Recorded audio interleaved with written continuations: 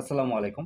SSC 2024 এবং 2025 ব্যাচে যারা শিক্ষার্থী রয়েছে তাদের জন্য সাধারণ গণিত হতে অধ্যায়ভিত্তিক সিকিউ সাজেশন দেওয়া হচ্ছে।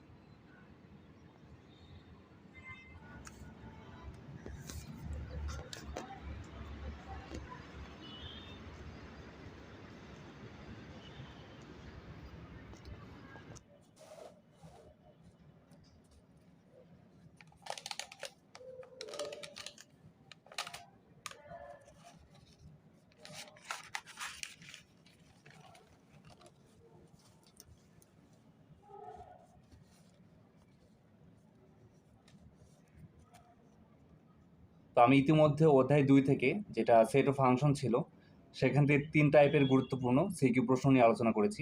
তোমরা ওই 3 টাইপের প্রশ্ন পড়লে আশা করি দ্বিতীয় অধ্যায় থেকে প্রশ্ন ইনশাআল্লাহ কমন পাবে। তো আজকে আমি আলোচনা করব তোমাদের অধ্যায় 3 যেটা খুবই গুরুত্বপূর্ণ একটি অধ্যায়, যেটি হচ্ছে বীজগাণিতিক রাশি। তো এই অধ্যায় থেকে তোমাদের টেস্ট এবং ফাইনালে কিভাবে প্রশ্ন আসে সেই সংক্রান্ত আমি বিভিন্ন টাইপ নিয়ে আলোচনা করব। তোমরা যারা 2024 ব্যাচের বিশেষ করে শিক্ষার্থী রয়েছে যারা সামনে টেস্ট এবং ফাইনাল পরীক্ষায় অংশগ্রহণ করবে তাদের জন্য এটা খুবই উপকারী হবে। বীজগাণিতিক রাশি এখান থেকে মূলত তোমাদের অনুশীলনী রয়েছে 3.1 থেকে 3.5 পর্যন্ত। এর ভেতরে 3.1 থেকে 3.3 এই তিনটি অনুশীলনী থেকে সাধারণত সিকিউগুলো হয়ে থাকে বেশিরভাগ। তো এখানে টাইপ 1 আমি যে সিকিউ নিয়ে আলোচনা করব সেই সিকিউ মূলত তোমাদের বোর্ডে যে সিকিউগুলো আসে এই অধ্যায় থেকে তার 80%কে কভার করবে। তো খুব ভালো করে এই সিকিউটি একটু বোঝার চেষ্টা করো। দেখো এখানে বলা হচ্ছে পি স্কোয়ার ইকুয়াল টু 7 + 4√3। তো এখানে পি স্কোয়ার মান দেওয়া রয়েছে। তো ক নংয়ে যে প্রশ্নগুলো আসে যেভাবে আসে সেটা হচ্ছে এখান থেকে পি এর মানটি বের করতে হবে বা নির্ণয় করতে হবে, অথবা 1/p এর মান নির্ণয় করতে হবে। তো ক নং প্রশ্নে এই দুইভাবে সাধারণত প্রশ্ন এসে থাকে, পি এর মান নির্ণয় করো অথবা 1/p এর মান নির্ণয় করো। তো দেখো এই ধরনের রাশিগুলোর তোমাদের মান নির্ণয় করতে বলে খ নং প্রশ্নে, অথবা প্রমাণ করতে বলে। যে কোনোভাবেই থাকুক না কেন এই সব হচ্ছে একই ধরনেরই প্রশ্ন এবং তার সলিউশন হবে একইভাবেই। দেখো প্রথমে এই দুইটি একটু খেয়াল করো যে p⁻6 - 1 / p³ অথবা p³ - 1/p³, এই দুইটি আসলে একই প্রসেসে কমপ্লিট করতে পারবা।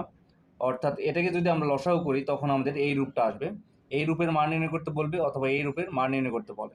এবং যদি প্লাস আকারে থাকে তখন এই দুটি রূপের তৈরি হয় যে p⁻6 + 1 / p³ অথবা p³ + 1/p³।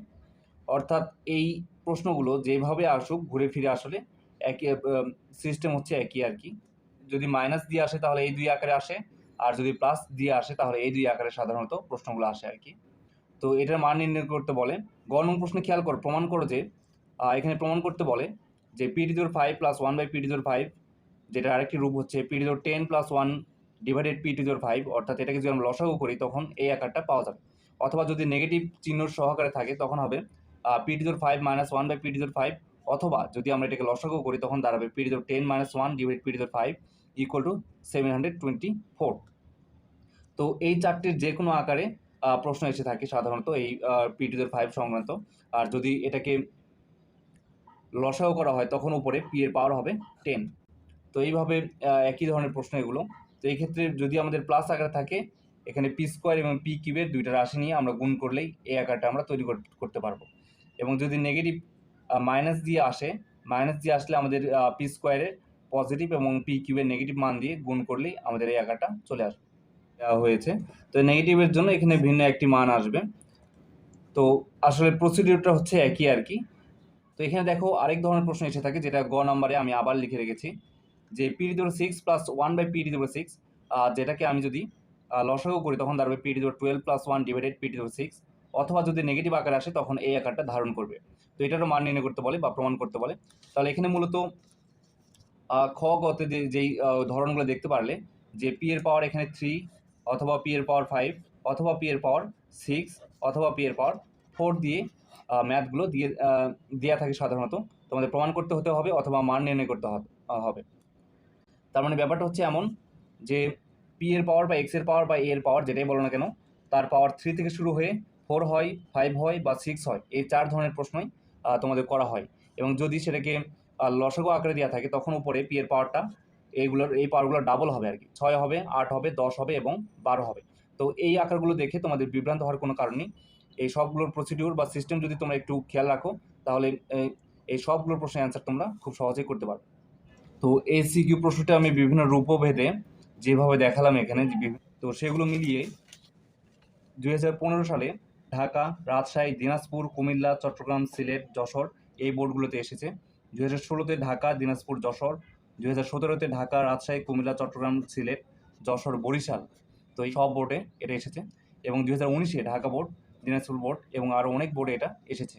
তো আমি সবগুলো একবারে লিখিনি এখানে, শুধু গুরুত্ব বোঝানোর জন্য এখানে কয়েকটি বোর্ড আমি কিছু সালের কয়েকটি বোর্ড লিখে রেখেছি। তার মানে বুঝতে পারতেছো, যদি এই টাইপের সিকিউ যদি তোমরা কমপ্লিট করতে পারো তাহলে 80% এই অধ্যায়ের যে প্রশ্নগুলো বিভিন্ন বোর্ডে এসেছে তার 80% তোমাদের কমপ্লিট হবে ইনশাল্লাহ। এই টাইপ 1-এর মূলত এই রূপভেদগুলো যদি ধরতে পারো তাহলেই তোমাদের এই প্রশ্নটা সলভ করা অনেকটা ইজি হবে এবং তোমরা পরীক্ষার হলে বিভ্রান্ত হবে না। তো টাইপ 1-এর যে প্রশ্ন দেখলে তার ক নং প্রশ্নে এইভাবে প্রশ্ন আসে, পি এর মান নির্ণয় করো অথবা 1/p এর মান নির্ণয় করো, অথবা এখান থেকে 3.3-এ যেই অনুশীলনী রয়েছে সেখান থেকে কিছু উৎপাদকের বিশ্লেষণ দিয়ে দেওয়া থাকে। যেমন এখানে আমি কয়েকটা লিখে রেখেছি, দেখো খেয়াল করো। এই দুইটি উৎপাদকের বিশ্লেষণ তোমরা দেখতে পারো, এই দুইটি খুবই গুরুত্বপূর্ণ, অনেক বোর্ডে এই দুটি উৎপাদকের বিশ্লেষণ দেওয়া হয়েছে ইতিমধ্যে। তো দেখো টাইপ 2-তে যে প্রশ্নটি সিলেক্ট করা হয়েছে যেটা হচ্ছে a⁴ plus a square B square plus b⁴ equal to 21 এবং a square plus ab plus b square equal to 7, যেখানে a ও b ধনাত্মক এবং a গ্রেটার দেন b। তো ক নং প্রশ্ন বলা হচ্ছে a square minus ab plus b স্কোয়ারের মান নির্ণয় করো। খ নং প্রশ্ন বলা হচ্ছে প্রমাণ করো যে 8ab into a square plus b square equal two 80। তো এটি খুবই গুরুত্বপূর্ণ একটি প্রশ্ন, খ নম্বরে যে প্রশ্ন দেখতে পাচ্ছ। এবং গ নং প্রশ্নে বলা হচ্ছে এ ও বি এর মান নির্ণয় করো। তো উদ্দীপকের এখান থেকে আমাদের এ এবং বি এর মানটা নির্ণয় করতে হবে। তো এটাও খুব গুরুত্বপূর্ণ প্রশ্ন। তো টাইপ 2-তে এই প্রশ্নটি তোমাদের সিলেক্ট করা হয়েছে। তো এই প্রশ্নটি বিভিন্ন বোর্ডে আসতে দেখা গেছে, যেমন 2016 দেখো বরিশাল বোর্ডে এসেছে, যশোর বোর্ড 2016-তে এসেছে এবং আরও অনেক বোর্ডে এসেছে এই প্রশ্নটি। তো এটা অতিরিক্ত হিসেবে তোমরা এই প্রশ্নটি দেখে রাখতে পারো গ নংয়ের জন্য, যে a minus B whole square plus B minus C whole square equal 0 হলে প্রমাণ করো যে x equal to y equal to z। তো এটা তোমরা অতিরিক্ত হিসেবে এটার সাথে দেখে রাখতে পারো। এবং তৃতীয় অধ্যায়ে তোমরা জানো যে 3.5-এর যেই অনুশীলনটি রয়েছে সেখান থেকে মাঝে মাঝে কিছু প্রশ্ন করা হয়ে থাকে। সেখান থেকে তোমাদের যে টপিক থেকে প্রশ্ন করা হয় সাধারণত সেগুলো হচ্ছে বনভোজন, সমিতি এবং চক্রবৃদ্ধি মুনাফা। তো এই 3 টপিকের সিকিউগুলো তোমরা স্ক্রিনে দেখতে পাচ্ছ, এগুলো বিভিন্ন বোর্ডে ইতিমধ্যে এসেছে। তো এই 3 টপিকের প্রশ্ন এখান থেকে পড়লে তোমাদের ইনশাল্লাহ প্রশ্ন কমন পাওয়ার সম্ভাবনা আরও বেড়ে যাবে। তো এর বাইরে সাধারণত তোমাদের এই তৃতীয় অধ্যায় থেকে আর কোনো প্রশ্ন করা হয় না।